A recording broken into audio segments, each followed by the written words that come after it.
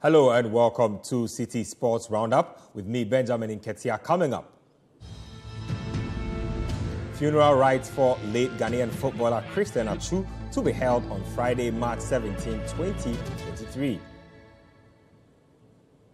Also, former GFA President Kwesi Nyantakyi wants investigative journalist Anas Aremeyaw Anas put before court to face criminal charges.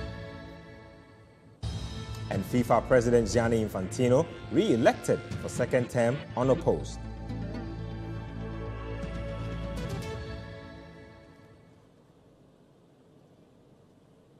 Let's get to the details of our stories.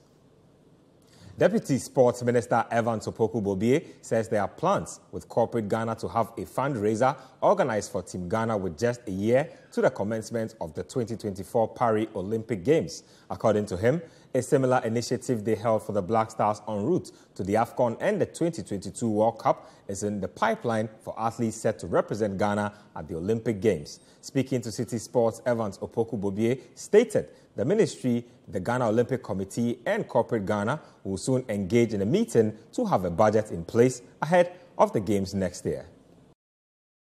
Oh, why not? Because you see, government alone cannot fund sporting activities in this country. So like we did for the senior national teams, when Mr. Nunu Mensah was speaking, he made a clarion call on the corporate Ghana to come on board to raise enough funds so that Team Ghana will be able to participate in the France 24, that's the Olympic Games. So as a ministry that is trying to promote and develop all sports in this country, how do you promote and develop? You need resources. So you see, I also added my voice to that call that we have a whole year ahead of us. It is better and proper that we start early in terms of fundraising so that you'll be able to raise enough funds. You see, the problem that we have had over the years is that we normally wait till the D-Day when it is close before you start going to corporate institutions asking for money. Meanwhile, corporate institutions also have the activities for the year. They have their budget for the year. So we are so glad. I'm so glad that we have a year ahead of us. So the ministry and then the Ghana Olympic Committee will meet as early as possible to sit to put a budget together so that we can approach corporate institutions so that next year when they are doing their budget for 2024, they can also factor us in the budget. Now, Ghana Olympic Committee President Ben Nunu Mensah is confident that athletes representing Ghana will give a good account of themselves at the upcoming 2024 Paris Olympic Games. Samuel Techi won bronze for Ghana at the 2020 Tokyo Olympic Games in the last edition, the country's first podium finish in 29 years. Speaking to Citi Sports at the launch of skateboarding as a new sport at the Paris Olympic Games, Ben Nunu Mensah believes athletes must set higher objectives at the upcoming Games. Well, of course, for every nation or for any institution, you want to progress. So if at the Tokyo Games we had a bronze medal, from boxing, it's just well and good that, if you're looking at progressing after 4 years, then we should do much better than we did in Tokyo. It shouldn't be just one bronze medal, but it be 2 medals and more. And that is what we should all work towards. We're in a nation where we've all been consumed by one sport, or our passion is just in one sport discipline. That's it. Any other sporting discipline doesn't matter. But we need to change that attitude. If corporate Ghana is going to come on board, if individual Ghanaians are going to come on board, it's up to you, media guys, to give all these sporting disciplines the kind of mileage, the visibility that they deserve. If these sporting disciplines are given the necessary exposure, like we do for football, I'm sure there'll be 1 or 2 companies who will take passion to maybe skateboarding, and they want to come on board to help. So as much as I would speak about this, as much as the deputy minister will talk about it, as much as we all speak about it, if you guys who normally would, point out or go out there and speak and portray things as they are, if you don't do that with a lot of passion and without a bit of aggression, we'll speak, but it will not drum home and to those who have to hear. And so I'm very happy that at least all of you are buying into it, that we need to support these other sporting disciplines. I'm sure I'll see something different in the way you're reporting the other sports as we move on. The final burial rites for late Ghanaian footballer Christian Atsu will take place on Friday, March 17, 2023 at the forecourt of the State House. The 31-year-old passed away in the Turkey earthquakes that occurred early last month, and his body was returned to the country on February 20. The full cost of the funeral has been borne by government, with several dignitaries, including President Nana Akufo-Addo and other notable public figures expected to be in attendance. Atsu played for some top clubs in the English Premier League, including Chelsea, Newcastle United and Everton. He also played 65 times for the Black Stars, scoring 10 goals and providing 9 assists. Meanwhile, the spokesperson for the Trasam family, Robert Eni, has been discussing the details of the preparations with Citi Sports' Evans Ofochumanso. According to him, the interment for the former Black Stars player will be held in his hometown near Adan in the Greater Accra region on Friday. Preparations are underway. When you go to the grounds now, trusses are being mounted. The canopies are also being mounted over the stage is also being done for His Excellency, the President of the Republic, and the people he will be coming with. And then things are getting ready. Almost all the logistics are ready at site, and we are trying to be ready for tomorrow. I believe some of the diplomatic corps will also be coming. The Turkish embassy, they've played a pivotal role in the whole process right from the beginning till Chris was brought home, and he even came home to pay homage and sign the book of condolence. And I think that former ministers, the president will be coming with his entire agent. If the president is moving, you know the kind of people he moves with. So we are expecting everybody. It's unfortunate, but you know, we all can't have things the way we want it. And maybe the 24th or next week that they may be available for the funeral.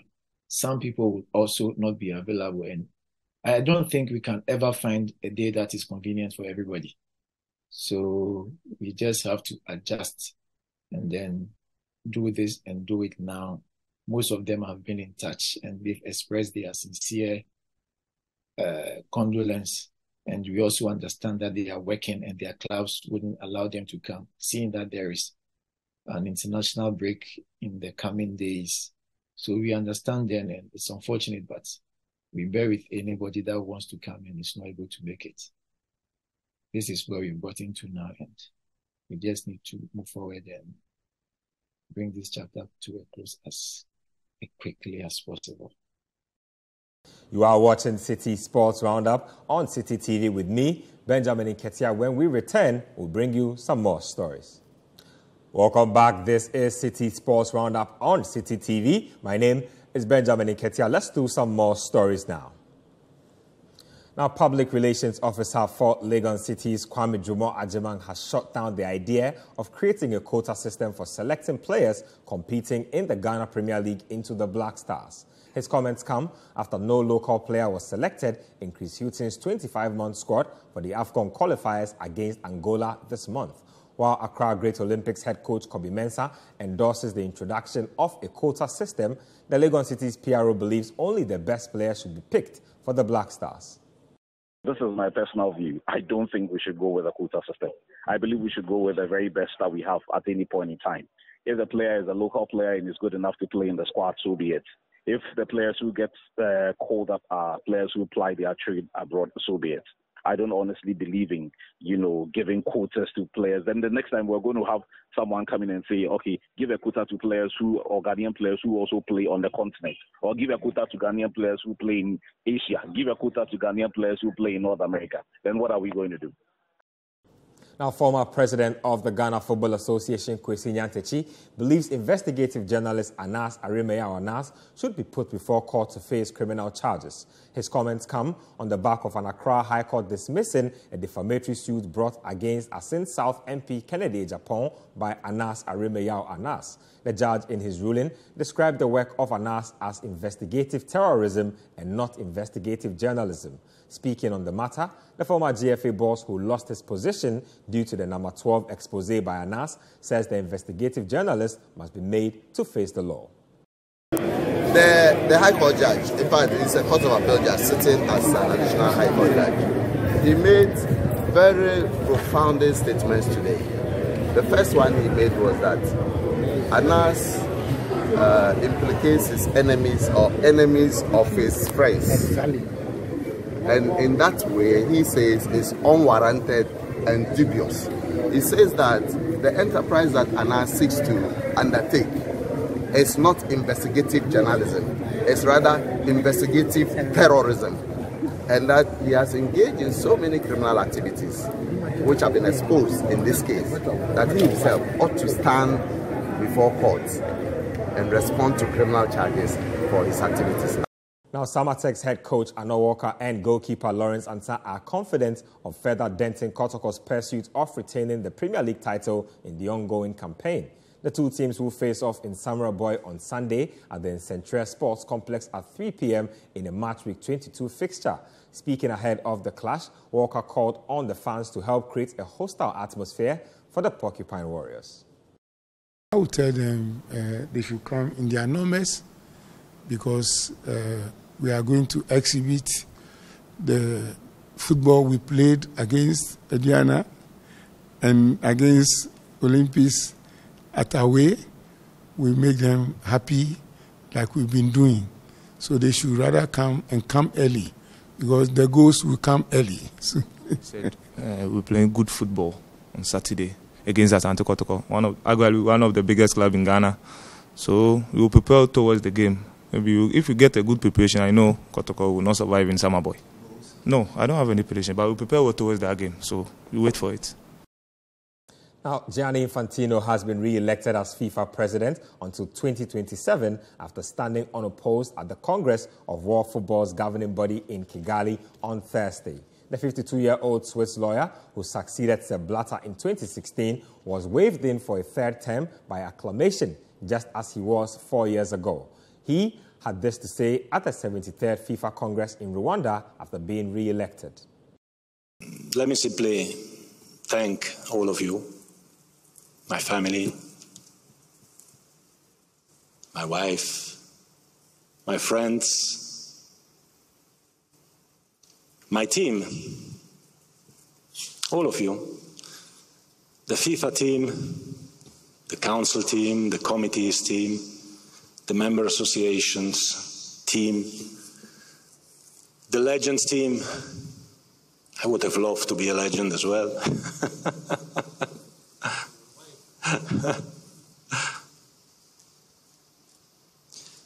All those who love me, and I know there are so many, and those who hate me, I know there are few. I love you all. Of course, today especially. Being, of course, president of FIFA is an incredible honor. It is an incredible privilege as well. And it is also a great responsibility. I'm truly humbled and touched by your support. And I simply promise you that I will continue serving FIFA, serving football all over the world, serving all 211 member associations of FIFA. Leadership is obviously about listening and learning. And you always learn, and I think I'm learning every day. And then leadership is also about acting, and I'm certainly there to act. So you can continue to trust on my commitment, and the only thing I'm asking you is for this, my second term, to continue working hard together to unite the world with football. Liverpool manager Jurgen Klopp has urged his Liverpool side to focus on a potentially defining run of Premier League games after they exited the Champions League with a 6-2 aggregate loss to Real Madrid. The Reds needed a miracle to reach the quarter-finals following their 5-2 defeat at Anfield, but a late Karim Benzema strike sealed another deserved victory for the reigning champions. The defeat means Liverpool's only remaining target this season is to secure a top-4 finish in the Premier League in order to clinch qualification to next year's Champions League. So with the history we have in this competition, I think we start usually in the competition with the idea of winning it, to be honest. So we reached a few times the final, didn't win the final, that's true, that often, but were there anyway 3 times in the last few years. And that's why I really believe in, if you want to win the competition, you have to be outstanding. And we weren't tonight. So that's why it's then fair that we go out. But of course, it's the competition, and we want to be part of it every year. And that's now a massive task for us. We all know that. When we come back from the international break, we have a proper football week ahead of us, I would say, with 3 games: Citi, Chelsea, Arsenal, which will then probably define where we get out of it. People might say we lost it in Bournemouth, but I think this week is a pretty decisive one. So we have to hope now that that the boys come back healthy early enough, in the right shape, and then we will try it. Now, former Liverpool defender Jamie Carragher has suggested that Liverpool will not be able to qualify for the Champions League with Trent Alexander-Arnold as their starting right back. Speaking on CBS Golazzo, he explained that Trent has always been weak defensively but has not been exposed because of how dominant Liverpool have been in past seasons. In that, he's played for one of the best teams in the world. So when you play for one of the best teams in the world, as Liverpool are, you do a lot more attacking than you do defending. We all know his defending is not good enough. And I don't think it will ever be good enough. We're talking about a player who's played 260 games. It's not going to massively improve now. So when Liverpool drop off and aren't one of the best teams in Europe, like they have been the last 4 years, now they're one of the pack going for the Champions League. Then you're doing more defending, less attacking. You're seeing the worst traits of Trent and not his strengths going forward. And that is a massive problem. And I thought this problem would rear its head when Klopp left. And maybe Liverpool dropped back to when I was a player, where most season we'd be trying to qualify for top 4. If Liverpool are trying to qualify for the Champions League on a yearly basis, I'm not sure Trent's your man at right back. If Liverpool get back to being one of the best teams in Europe, which is what they will try and do next season, he is your man. But right now, the lad needs help. This is the Citi Sports Roundup on Citi TV with me, Benjamin Nketiah. We'll take a break here. When we return, we'll bring you some more foreign stories. My name is Benjamin Nketiah, and many thanks for watching.